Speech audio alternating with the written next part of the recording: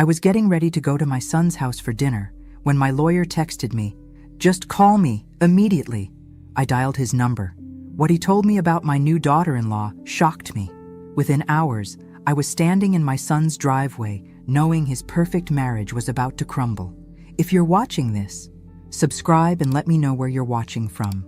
Let me back up and tell you how I got to this moment, because what started as an innocent dinner invitation became the most dramatic night of my 68-year life. My name is Margaret Thompson, and 6 months ago I thought I was the luckiest mother-in-law in America. My son James had finally found love with Cassandra, a charming pediatric nurse who seemed to adore both him and his old-fashioned mother. When they asked me to sell my house to help fund their dream wedding, I didn't hesitate. After all, they promised I'd always have a place with them. That Tuesday afternoon, I was pressing my good dress, the navy one with tiny flowers that James always said made me look distinguished, when my phone buzzed with Robert Mitchell's urgent text. Robert had been my attorney for 15 years, ever since my husband died. He never contacted me after business hours, unless something was seriously wrong. "Margaret," his voice was tight when I called, "I need you to sit down." I perched on my bed in the small apartment I'd rented after selling my house. The cheerful yellow walls I'd painted to brighten my spirits suddenly felt garish under the afternoon light. "What's wrong, Robert? Is it about the will revisions we discussed?" "No, Margaret, this is about Cassandra, about your son's wife." My stomach dropped. "What about Cassie? She's not who she claims to be." The words hung in the air like smoke from a house fire. You can smell the danger, but you can't quite see the flames yet. I gripped the phone tighter. "What do you mean?" "I mean, Cassandra Williams Thompson doesn't exist. At least not the version your son married."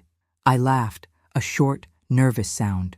"Robert, that's ridiculous. I've known Cassie for over a year. She's a nurse at Children's Hospital. She grew up in Colorado, lost her parents in a car accident when she was 25. Margaret, there is no record of a Cassandra Williams ever working at Children's Hospital. The woman your son married has been using a false identity." The dress slipped from my hands onto the floor. Through my small window, I could see the maple tree where I'd hung a bird feeder, watching cardinals visit throughout the lonely winter months. Such a normal view for such an abnormal conversation. "That's impossible," I whispered. "I'm afraid it's not. My investigator started looking into her background for the insurance policy updates you requested. What he found?" Robert paused. "Margaret, you need to get to your son's house immediately. Don't call ahead. Don't warn them you're coming.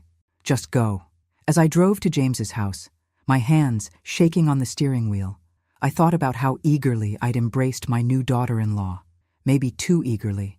When you've been widowed for 15 years and your only child lives his busy life in another world of career success and social obligations, a warm, attentive daughter-in-law feels like a gift from heaven. Cassie had seemed to genuinely enjoy my company, calling me Mom Thompson with such affection that it made my heart flutter. She'd been the one who suggested I sell my house. "Mom Thompson," she'd said over coffee in my kitchen, her hazel eyes wide with concern, "this place is getting too big for you to manage alone. And honestly, the neighborhood isn't as safe as it used to be. I'd lived in that house for 37 years, raised James there, nursed my husband through his final illness in the bedroom overlooking the garden I'd tended for decades. But Cassie painted such a picture of independence and fresh starts that I found myself nodding along. James and I have been talking," she'd continued, reaching across the table to squeeze my hand. "We're going to need help with the wedding expenses. I know it's a lot to ask, but if you sold this house, you could help us start our life together properly, and you could get a cute little apartment closer to us. We could see each other so much more often." The wedding had cost $47,000. I'd contributed $35,000 from the sale of my house, money I'd planned to live on for the rest of my retirement. But seeing James's face light up as he danced with his bride had made every penny seem worth it, or so I'd thought. Now pulling into their driveway behind James's BMW, I felt sick. The house they'd bought with the remainder of my money looked so perfect in the evening light, with its manicured lawn and designer landscaping. Through the front window, I could see them moving around the kitchen, preparing for my visit. They looked happy, normal, like a young couple excited to host James's mother for dinner. I sat in my car for a long moment, watching them through that window. Whatever Robert's investigator had discovered, my son didn't know about it yet. In a few minutes, I was going to destroy his world. But as I watched Cassie laugh at something James said, tossing her perfectly styled blonde hair, I realized something that made my blood run cold. She'd been playing a role this entire time. Every conversation, every shared meal, every moment I'd felt grateful for her presence in our lives. It had all been an act. And I'd not only fallen for it, I'd paid for the privilege. James opened the door with his usual broad smile, wrapping me in the kind of hug that reminded me he'd always be my little boy, even at 42. "Mom, perfect timing. Cassie's making her famous lasagna." He stepped back, and I noticed something I'd never seen before. He looked tired.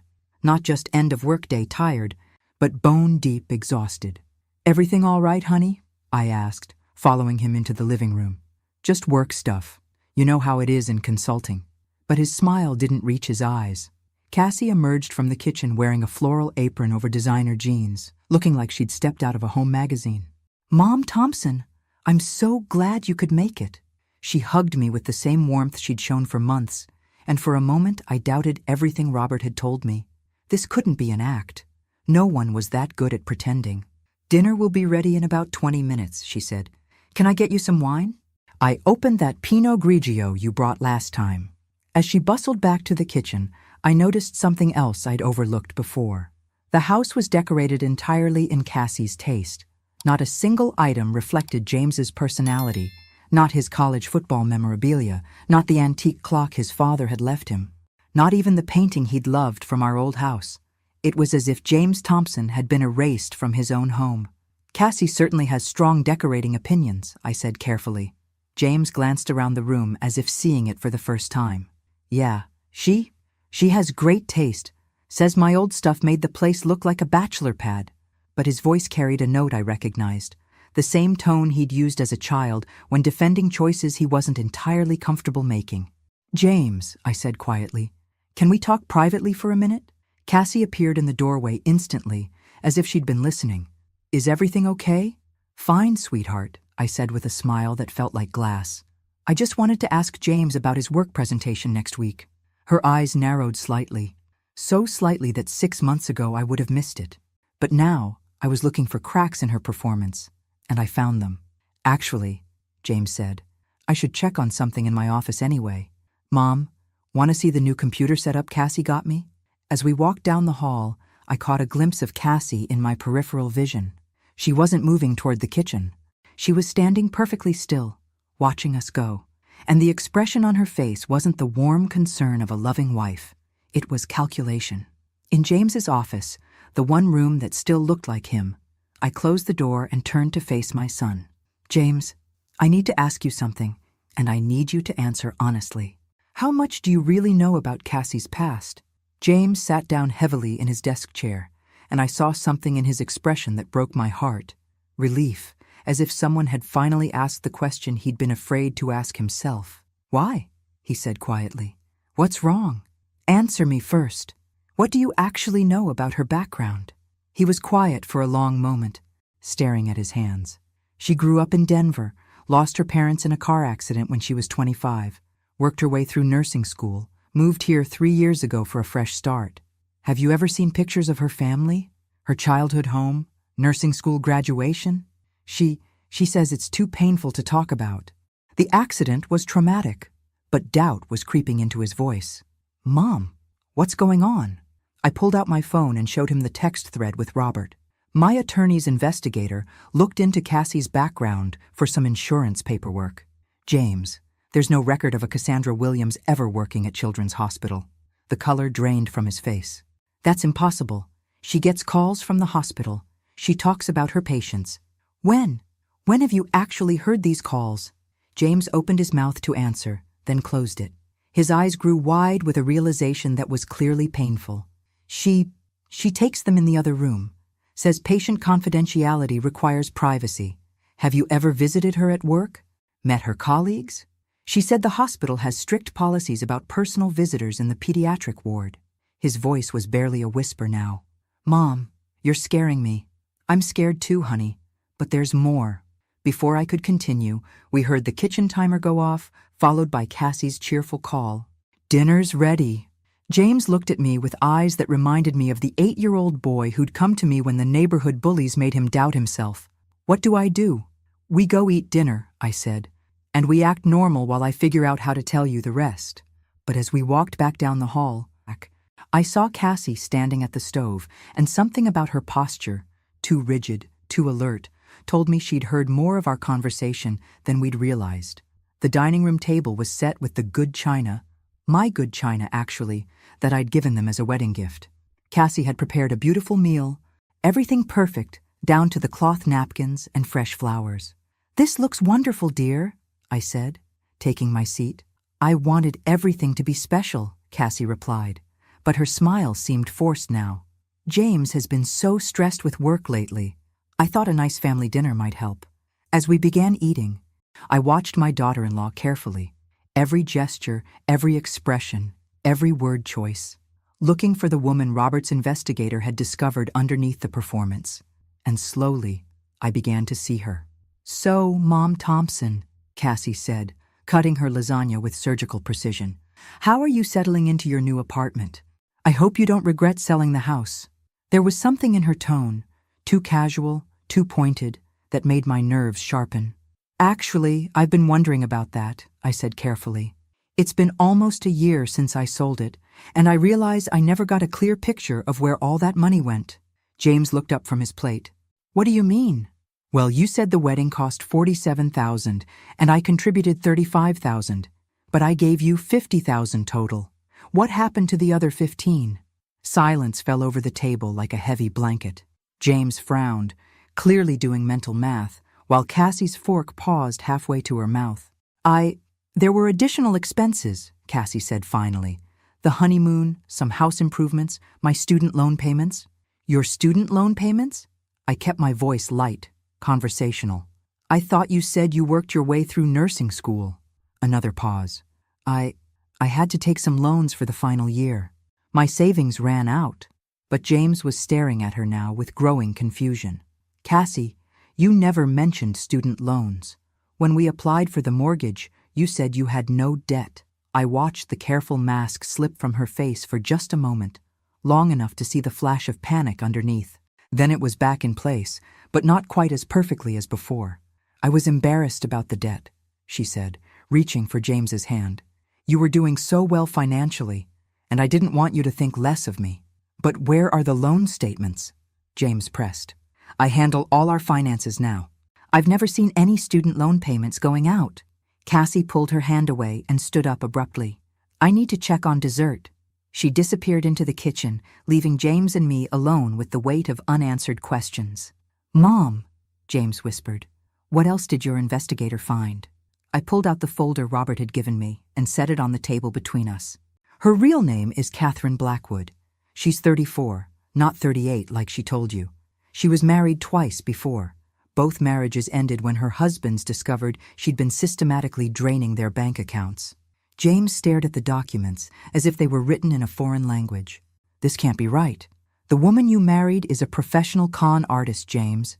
She targets successful, recently widowed, or lonely men. She studies them, becomes exactly who they need her to be, marries them quickly, and then begins the financial extraction." From the kitchen came the sound of running water and cabinet doors opening and closing, normal dinner cleanup sounds. But I couldn't shake the feeling that Cassie was listening to every word. "The $15,000 from my house money?" I continued quietly. "She didn't use it for student loans or house improvements. She sent it to an account in Phoenix, where her sister lives. Her sister who supposedly died in that car accident with their parents." James was shaking his head slowly, like a man trying to wake up from a nightmare. "But she loves me. I know she loves me.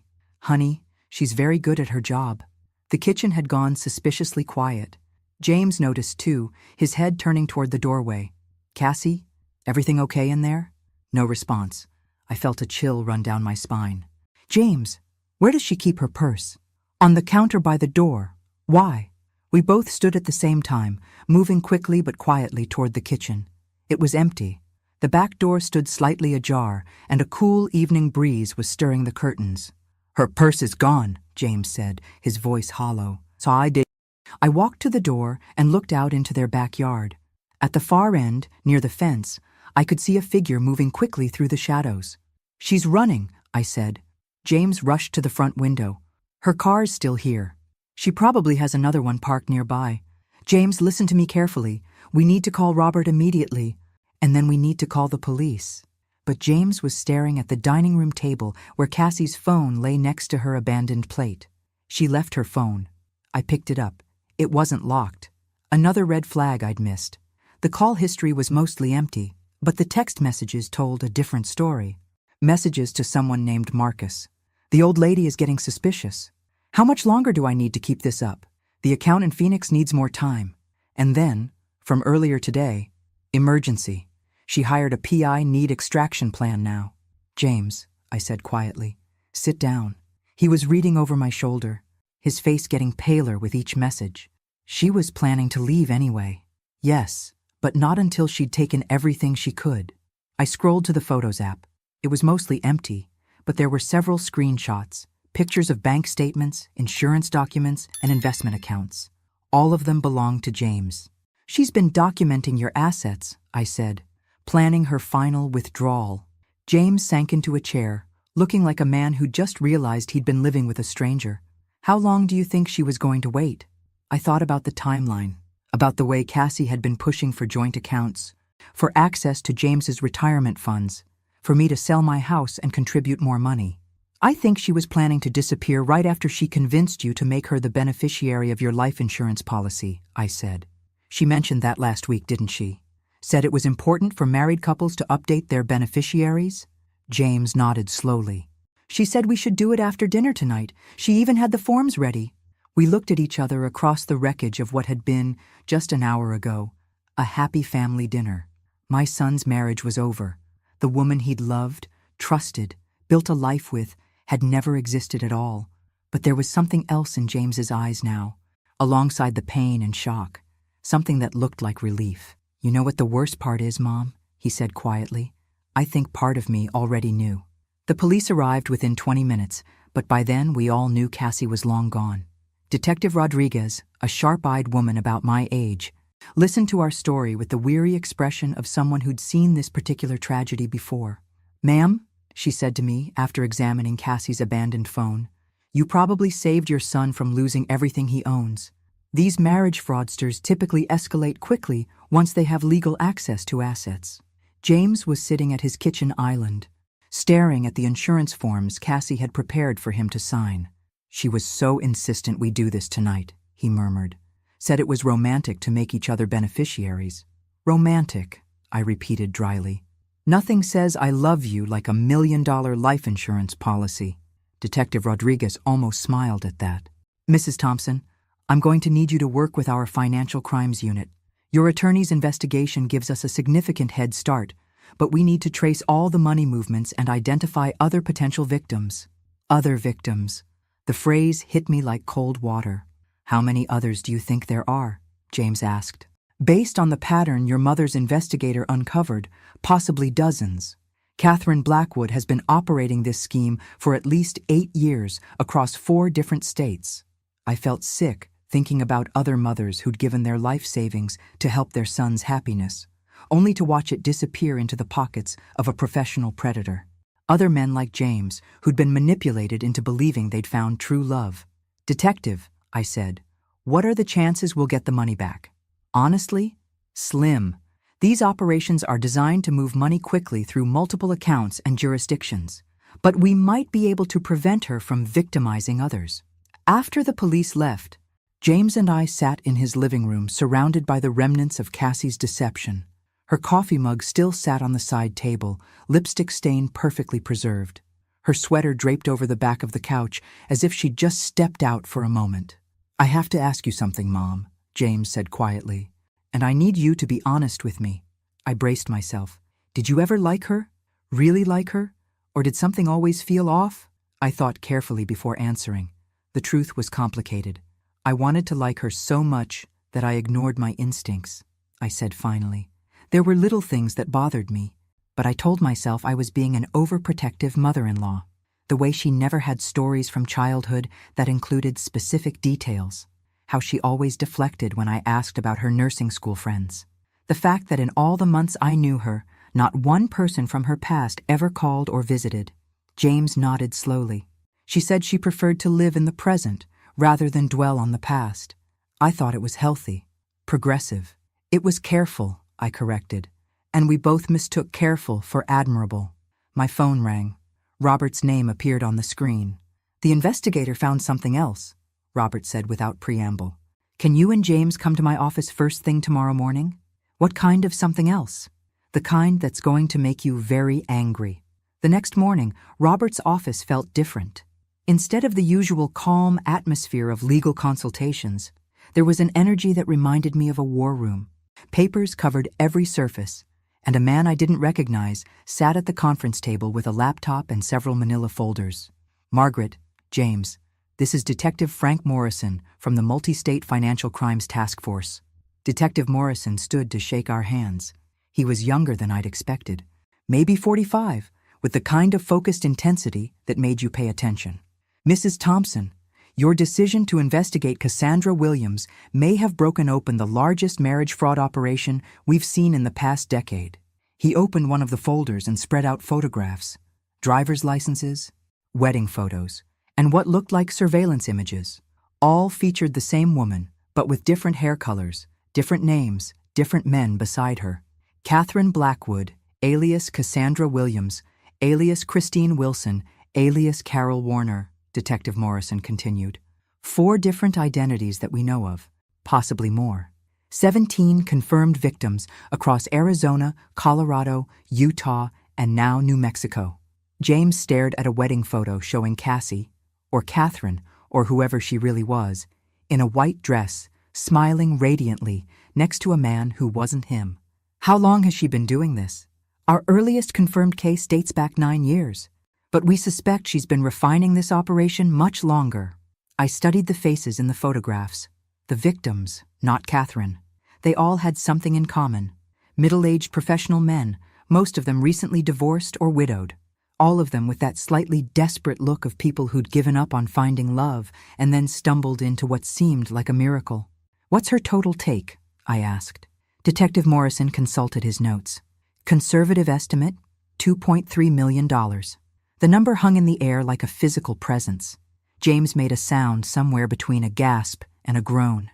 But here's what's interesting, the detective continued.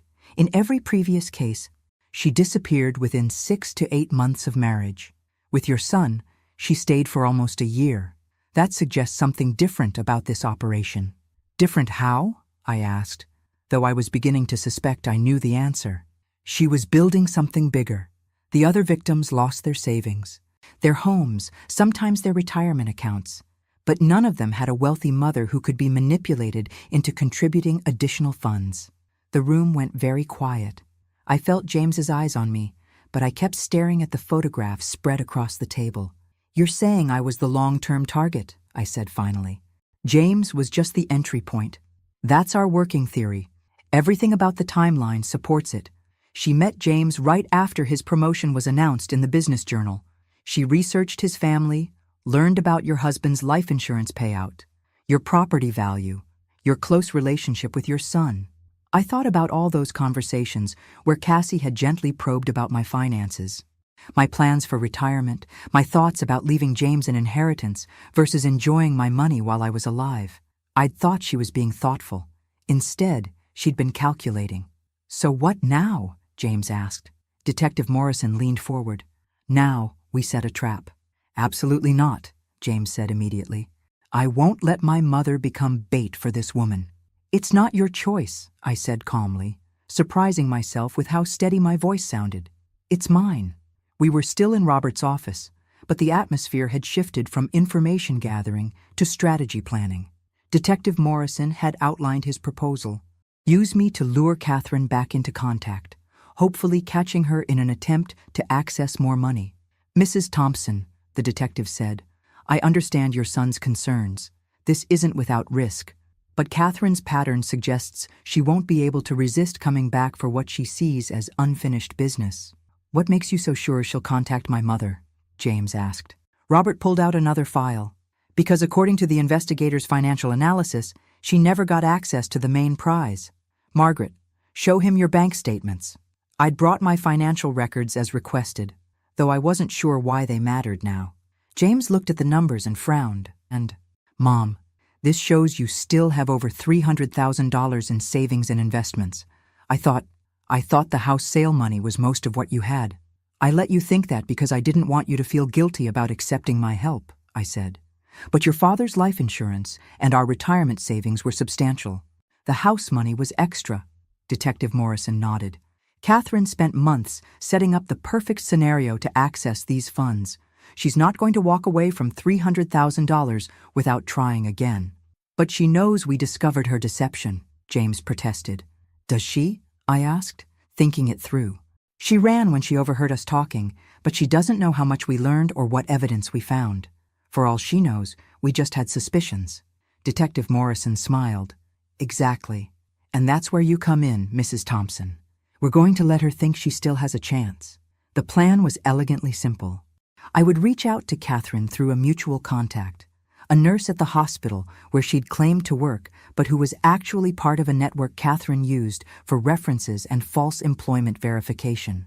I would express confusion and hurt about her sudden disappearance, but not accusation. "You'll play the concerned mother-in-law who thinks maybe James said something to upset her," Detective Morrison explained. "You want to help fix their marriage. You're worried about your son's happiness. And if she takes the bait, she'll come back with a story, something that explains her disappearance and makes James the villain. She'll probably claim he was abusive or controlling, that she was afraid for her safety, but she still loves him and wants to work things out." I thought about the woman who'd sat at my son's dinner table, who'd hugged me with such apparent warmth, who'd called me Mom Thompson with tears in her eyes when James proposed. How much of that performance would she resurrect to get her hands on my money? "There's something else," I said quietly. "Something I haven't told you." All three men looked at me expectantly. "Last week, Cassie asked me about my estate planning. She said she was concerned about James's financial security if something happened to me. She wanted to know if I'd considered making provisions for his spouse in my will." Detective Morrison's eyes lit up. She was setting up the endgame. "I think she was planning to arrange an accident," I said, the words feeling strange in my mouth. "Not immediately, but eventually, after she'd secured access to James's assets and arranged to inherit mine." The room went very quiet again. James had gone pale. "Mom, you can't do this. It's too dangerous." I looked at my son, my successful, intelligent son, who'd been completely fooled by a woman who saw him as nothing more than a stepping stone to his mother's bank account. "Honey," I said, "I've been handling dangerous situations longer than you've been alive. And right now, I'm the only chance we have to stop her from doing this to someone else's family." 3 days later, I was sitting in a coffee shop in downtown Santa Fe, waiting for Catherine Blackwood to walk back into my life. She'd responded to my carefully worded message exactly as Detective Morrison had predicted. Poor, frightened Cassie, devastated by James's sudden jealousy and controlling behavior, but desperate to save their marriage if there was any way to do it. She loved him so much, but she'd been scared. Could I possibly meet with her? Could I help her understand what had gone wrong? I'd agreed immediately, playing the part of the concerned mother-in-law who just wanted her children to be happy. The performance had felt natural, probably because part of it was still true. I did want James to be happy. I just wanted it to be with someone real. Detective Morrison and his team were positioned around the coffee shop, but I felt oddly calm sitting there alone. Maybe it was because I finally knew exactly who I was dealing with. The uncertainty had been worse than the truth. At exactly 2 p.m., she walked in. She looked different. Darker hair, less makeup, clothes that suggested struggle rather than success. But it was definitely the woman who'd stolen a year of my son's life and $50,000 of my money. "Mom Thompson," she said, approaching my table with tears already forming in her eyes. "Thank you so much for agreeing to see me." I stood and hugged her, the way a loving mother-in-law would, while internally marveling at her audacity. "Of course, sweetheart. I've been so worried about you." She sat down across from me, and I found myself studying her face with new eyes.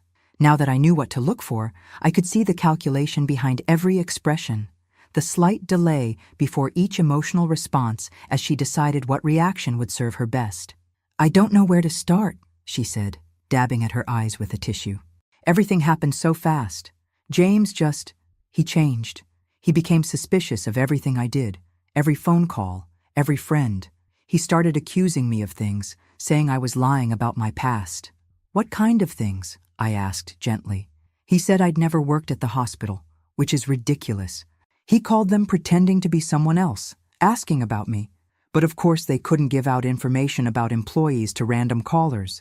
When they wouldn't confirm my employment, he decided that meant I'd been lying. I nodded sympathetically. That does sound like a misunderstanding. And then he found some old photos on my phone from before we met. Pictures with a friend's husband at a group dinner, and he became convinced I'd been married before. He wouldn't listen when I tried to explain. The lies flowed so smoothly, each one designed to cast James as paranoid and unreasonable, while positioning her as the victim of his unfounded suspicions. If I hadn't known the truth, I might have believed her. Cassie, I said carefully.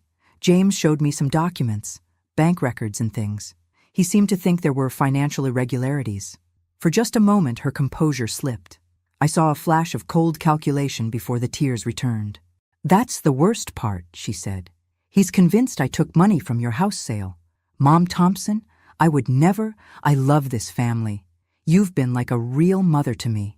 She reached across the table and took my hand, and I had to resist the urge to pull away. I know, sweetheart, I said. But James seems very sure about what he found. Maybe if you could just explain the bank transfers, show him where the money went. What bank transfers? She asked, but her grip on my hand had tightened. The $15,000 that went to Phoenix, I said quietly. He thinks you sent it to someone there. Catherine went very still. When she looked up at me again, all pretense had disappeared from her eyes. How much do you really know? She asked, her voice completely different now, harder, colder, without any trace of the sweet daughter-in-law I'd thought I loved. I smiled at her, and for the first time in this entire ordeal, I felt genuinely happy. Everything, Catherine, I said. We know everything. The transformation was remarkable to watch. In the space of seconds, Catherine Blackwood shed every trace of the vulnerable, heartbroken young wife and revealed herself as the predator she'd always been. You have no idea what you're dealing with, she said, her voice low and dangerous. That money is gone, and there's nothing you can do to get it back. Actually, I said, there's quite a lot we can do. I gestured slightly, and Detective Morrison materialized at our table as if he'd been invisible until that moment. 2 other officers appeared at the exits.